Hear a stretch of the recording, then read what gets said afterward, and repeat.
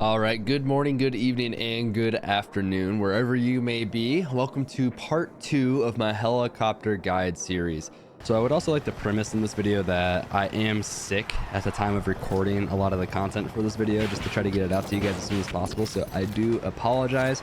My head is completely stuffed up right now. So I am just trying to battle through this and get this content out to you guys. So bear with me on that. But otherwise, that aside, I do hope you guys enjoy the video. So let's get into the rest of this. In this video, I'm going to be going over a couple of different things. I'm going to start off going over all of the weapon systems in the attack helicopter, what each one is best used for. Then I'm going to go into when to use each of these weapons, how to use it, how to aim it, and what's the most effective way to use all the different weapon types in the attack helicopter. After that, I'm going to go over the 3 key ways to fly the attack helicopter.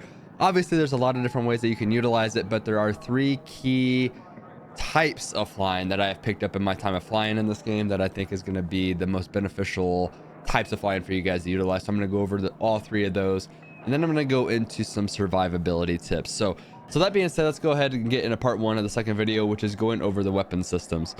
So opening up the attack helicopter in the loadout screen, you have your primary weapons. So the main weapon system that I use is heavy rockets. Now, heavy rockets are going to be a 4-shot rocket system, 5 shots if you run heavy warheads, and it's going to be able to one-shot infantry, do heavy damage to tanks, and inflict overall the most amount of damage in-game to multiple sources.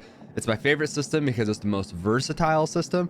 You can use it on multiple things. It's very effective, and if you have good aim, you only have 4 shots. So as long as you just make your 4 shots hit your target, you're going to do the maximum amount of damage that you could possibly do. Overall, I think heavy rockets is the most versatile option and the standard issue munition that everybody should be running on their attack helicopter. One shot, almost one shot's a little bird helicopter, gets it down to like 50 to 100 health. One shot fully disables an attack helicopter. And there's just so much that one rocket is capable of doing that benefits you in the game. Next up, you're going to have the light rocket systems. Now, the light rockets are fantastic for executing infantry. So running light rockets plus heavy warheads, for example, is a really fun loadout to run on a map like, say, Liberation Peak, where you can run around and just light up all the infantry that you can come across. Super fun system to use. Light rockets are still viable against vehicles. They do decent damage to them. It's just with so many rockets, it's hard to hit all of your rockets, and they just don't do as much damage per rocket. So I tend to find the heavies a little bit better, but light rockets still a fantastic choice. Best use for infantry, and overall a good system. I just think heavy rockets are a little bit better. Over here we have aim guided rockets. So aim guided rockets is what comes standard on the attack helicopter. I originally dismissed these. I hate them. I still do. Very biased. But they are usable and they're pretty dang cool once you figure them out. So the cool thing about aim guided rockets is you can actually free aim when you're in first person and shoot, and they will curve and guide to wherever your reticle is at on the map. So if you're flying past an objective on a map, you can actually turn your screen in the cockpit and fire the rockets into that objective. I don't find it that useful because when you're doing that, you're flying in a linear path, very easy to shoot down out of the sky. It just makes you very exposed when you're using them in that way, which, unless you're in the protection of your base from your CRAM, I'd rather be in full control of the helicopter and doing strafe runs. That way I'm more nimble and harder to hit, but still fun to use. Also really good against enemy aircraft, actually. Shooting down jets, shooting down helicopters is actually a lot of fun with the aim guided rockets, because you just kind of lead your target and you lead them right into the enemy helicopters, enemy jets. So really fun to use. I think of it more as a novelty. Right, light rockets right in the middle of the pack. Heavy rockets I think are the best. Going into your secondaries, aim guided tow missile, aka the tow. This is the best multi-use secondary weapon system you can put on the attack helicopter. The aim guided is capable of doing everything. A direct hit on infantry kills infantry. It one-shots jets. It one-shots enemy helicopters besides the transport. Does a ton of damage to tanks. You can shoot it at any tank without them having to be designated. You basically have a free damage source that you guide to target with no lock-on required. And if you're able to master the aim guided slash tow missile, you are going to be a threat to be reconciled with. So that being said, aim guided, best option if you're able to master it. Secondary option, you have the anti-air missile. Anti-air missiles are good in the aspect of if you can't master the aim guided, anti-air, it's a solid backup. It's self-explanatory. Any air vehicles, you're able to lock onto them. They can be countered with flares. They can be countered with active protections like APS with the tanks. They can be countered by smoke. But the cool thing about anti-air is not only can you lock onto air vehicles, but any tank or vehicle that's on the ground, if that vehicle is laser designated, you're actually able to lock on to a laser designated target and use the anti-air against them as well. It can be countered with smoke or APS, but it's still a way to engage in vehicles like you can with the aim guided, as long as you have a dedicated designator sniper class on your team doing their job. So both are very viable. I think the aim guided is most practical because you don't rely on lock-ons on vehicles in order to use it against tanks and infantry. So if you can master aim guided, definitely the best system. Now for equipment one, we have flares. Unfortunately, Battlefield doesn't have like the fire extinguisher or the ECM jammer like back in the previous Battlefield games. So that one's going to be self-explanatory. Equipment slot number 2, emergency repair. This is pretty much a must in my opinion with the state of how Battlefield 6 is when it comes to air combat. Emergency repair makes it to where you basically heal back up. I believe it's like somewhere around 40%, 30 to 40% of your health pool. And if you get disabled, which is very common in this game, and disability in Battlefield 6 is extremely punishing, you lose full control of your vehicle for about 3 to 4 seconds, which is basically a free kill for the enemy helicopter if they're on you. Emergency repair instantly repairs your helicopter and gives you back control of your vehicle, plus giving you some health back. So very handy in pretty much every aspect of every map when you're flying around in this game. Target designation, I consider one of those enjoyable, fun, play with it systems. So target detection, it basically when you're flying over an objective, if you activate it, it lights up all the targets in front of you on the map. So it makes it really easy for you to spot targets when you're doing your strafe runs. Target detection is fantastic when paired with light rockets and heavy warheads, because that just gives you the ability to easily farm infantry. I tend to find that I can see infantry really well with the graphic settings that I play on, so I don't really need target detection. It's still helpful, but I find emergency repair to be better. But target designator, fantastic system, great to pair with, like I said, light rockets and the heavy warheads.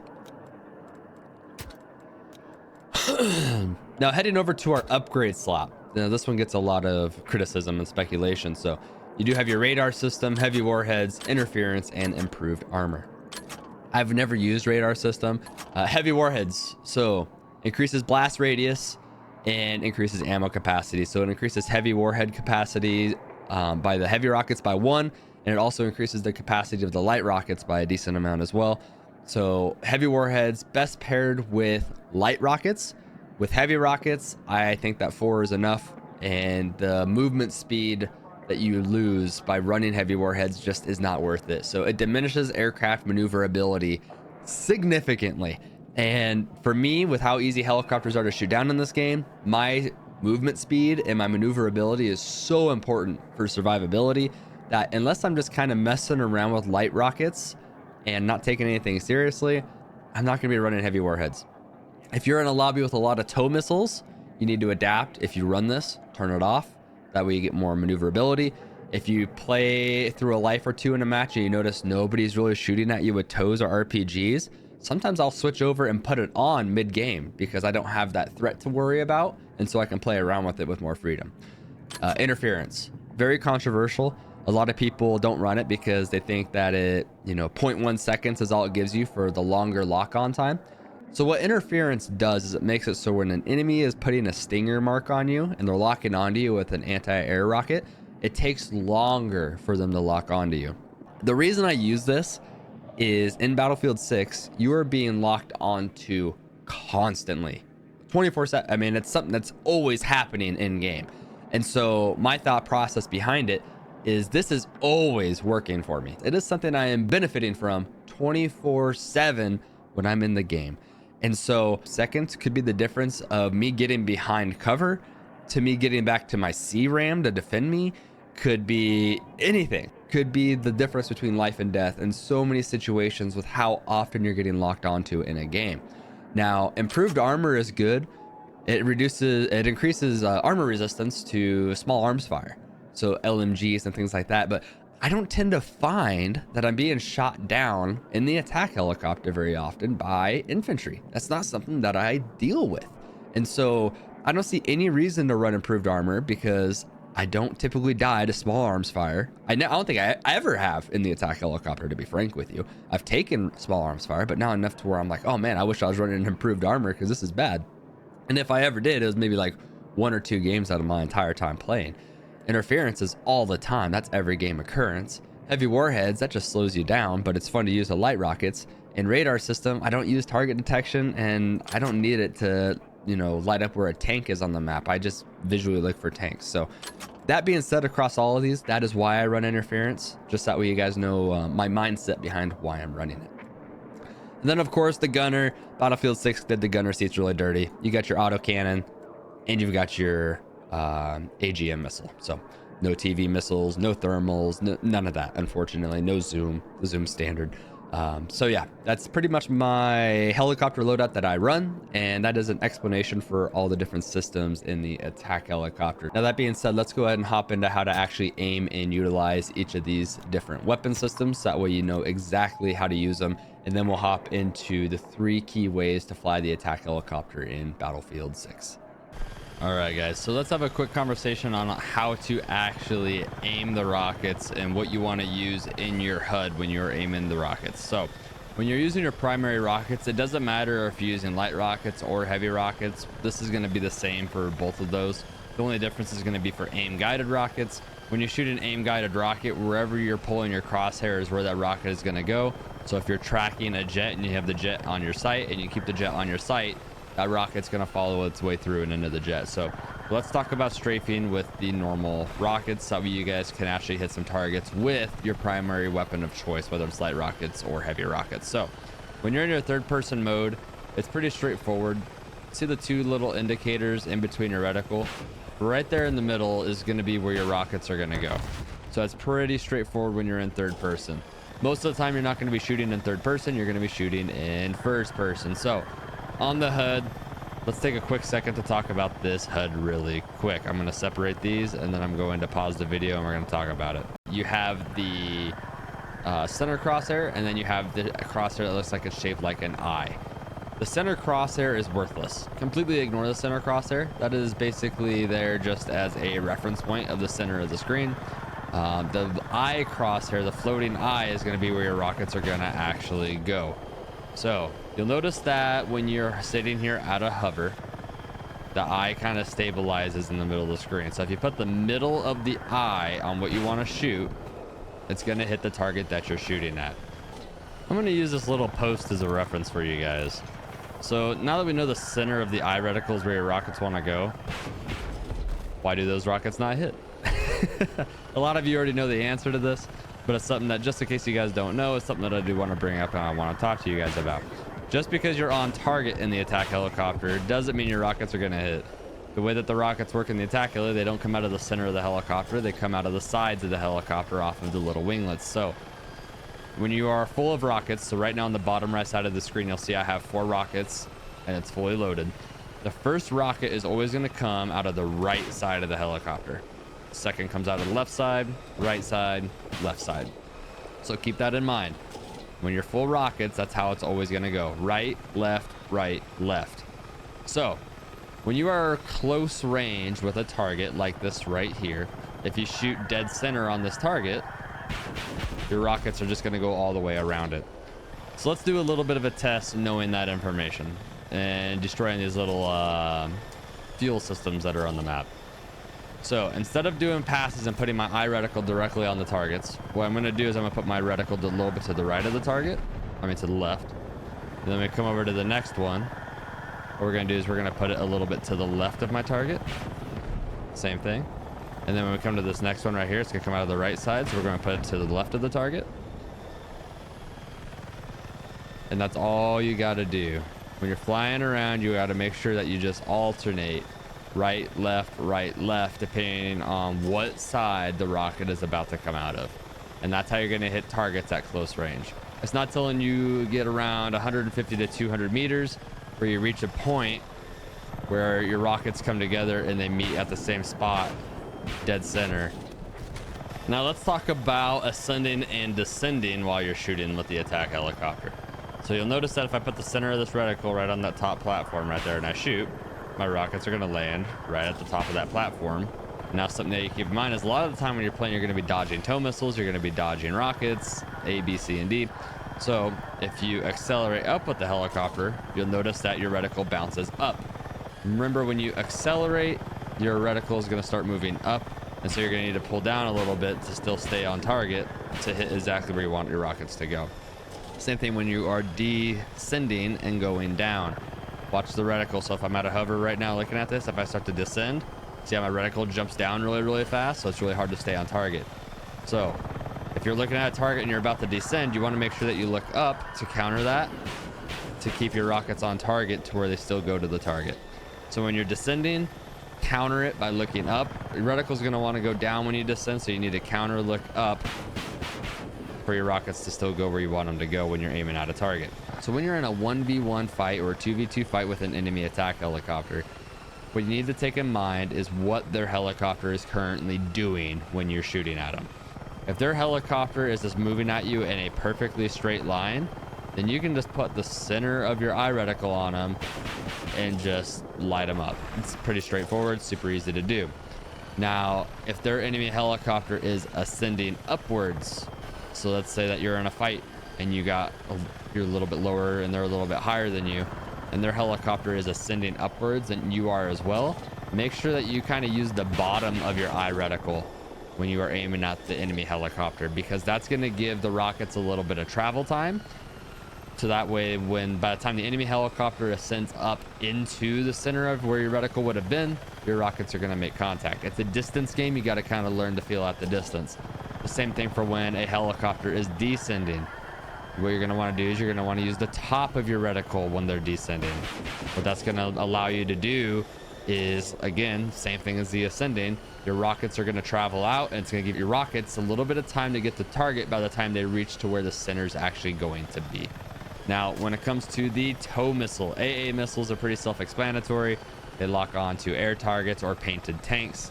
Tow missiles, on the other hand, I don't want to get too far into that in this video. I have an entire video in my guides playlist on my channel that'll talk about how to aim the tow missile. I did a whole entire dedicated video to nothing but using the tow missile in the attack helicopter in Battlefield 6. I will link that video down in the description. I highly recommend you watch that video to learn how to utilize the tow missiles to the best of their ability. And then we're going to go ahead and move on to the next part of the video, which is actually getting into some gameplay and showing you the different flight patterns and different ways that you can actually fly the helicopter. There's 3 key ways that you can fly the helicopter in Battlefield 6. So let's talk about it. So the very first playstyle that I want to talk about when it comes to flying the attack helicopter is the gunner-oriented playstyle. So the gunner-oriented playstyle is focused primarily around the gunner doing the majority of the work inside of the attack helicopter. So your job as a pilot when you're flying this playstyle is to eliminate all of the primary threats to the attack helicopter and surviving. Those are your 2 main jobs. So first thing you always want to do is you want to kill the enemy attack helicopter. The second thing that you want to do is kill primary sources of tow missiles, for example, the enemy IFV and enemy jets. You want to keep an eye open for as well. But pretty much the goal of the pilot in this type of playstyle in the attack helicopter is flying in circles around hot key points on the map and staying alive. So you need to utilize your flares properly. You need to keep track of enemy timers. Enemy helicopters and vehicles spawn once every minute and 30 seconds when you destroy them. And so you need to have that all in the back of your head while your gunner is entirely focused on killing as much infantry as they possibly can while you are circling around the top of the map. Now, you want to do these kind of slow, methodical circles like this, kind of high up off of the ground. And that's going to put you at a distance that's far enough away to where you don't have to really worry as much about RPGs. You'll still get hit by one once in a while, but it's also not too high up to where if you do get locked on by stingers, when you pop your flares, you have plenty of time to still get down to the ground, rotate back to your spawn, reset, get your flares back, and then re-engage from like a different point and start circling the map again and letting your gunner do all of the work. Now, the second playstyle that I want to talk to you guys about is arguably my favorite playstyle, and this is how you guys see me play a majority of the time, and this is the aggro playstyle. So the premise around this playstyle is free ball in it. That's the easiest way that I can describe it. What you are doing in the attack helicopter, you are being extremely greedy. You are doing everything for yourself as a pilot. You are going for tanks. You're going for helicopters. You're going for infantry kills. You're doing low strafes. You're doing fast strafes. You are doing 180 turns in dangerous situations where you're probably going to get RPG just so that way you can squeeze in 1 or 2 more kills. This is a play style that I have the most fun in, but it's also the play style that is, the least beneficial to your gunner. If you have a really good gunner, they can still get a ton of kills with you when you play like this, as long as they know this is how you're playing. If they know you're playing like this, the gunner's job is to look to the sides of where the helicopter is facing, understanding that the helicopter is facing that way for a reason. It's to kill what's in front of it. So the gunner's job in this situation is to shoot targets to the left and to the right. And the helicopter, as you know, you are just sitting there trying to get as many kills and as many vehicle destroys as you possibly can. This is my favorite way to play. It's the most engaging as a pilot. It's the most fun, but it's also the most dangerous way to play. So this is the play style where you will get shot down the most, but it's also probably one of the more rewarding play styles when it comes to gameplay. Now we get on to the third play style in the attack helicopter, and that is the passive aggressive play style in the attack helicopter. So the passive aggressive play style definitely leans more so on the side of passive, more so than the side of aggressive. You're going to lean more so on this playstyle in matches on maps like Operation Firestorm and Mirak Valley, when you have a lot of enemy tanks shooting tow missiles, you have a lot of lock-on pressure, a lot of jet pressure, a lot of enemy aircraft pressure. There's situations where you can't get out of your base and you need to sit back. You need to launch your munitions, your tows, your heavy rockets out at distance. Your goal is staying alive, but still inflicting as much damage as you can. A lot of the time what you're doing, if you're leaving base, you're kind of staying on the outskirts. You're shooting deep into objectives to try to do as much damage as you can. You're not overextending beyond controlled zones on the map. You are basically playing safe. Now, the aggressive side comes into play is when you see open opportunities. If you see an enemy helicopter that you can tell doesn't know you're there. If you see an enemy tank or IFE or AA that's overextended on their team, you want to drop down low on the right or the left side of the map, get over to the side or behind them, do a strafe, blow up that vehicle, and then rotate back into your spawn and repeat that process. So it's basically you're playing on areas of opportunity. You're not being overly aggressive. You're not able to fly up high and perform the gunner play style. You're playing back a little bit further. So this is a play style that you're going to play when you're locked down, and you're just going to have to sit back and play the game a little bit slower. All right, so at this point in time, this video is running a little longer than I was hoping it was going to. I kind of went really in depth on the loadout side of things. So I was going to add a full-length gameplay at the end of this video of me doing an in-game voiceover of my thought process while flying the attack helicopter. However, I just don't have enough time in this video, so I'm going to save that for the next video.